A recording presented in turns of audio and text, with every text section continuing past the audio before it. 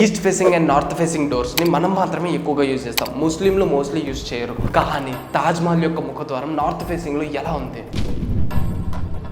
North ఇండియాలో మహాశివుడికి సంబంధించి 5 main temples ఉన్నాయి. అవే number 1 Palkeshwar, number 2 Agreshwar, number 3 Kanakeshwar, number 4 Rajarajeshwar, number 5 Prithvinath. ఈ 5 మెయిన్ టెంపుల్స్లో 4 మెయిన్ టెంపుల్స్ ఇంకా ఉన్నాయి.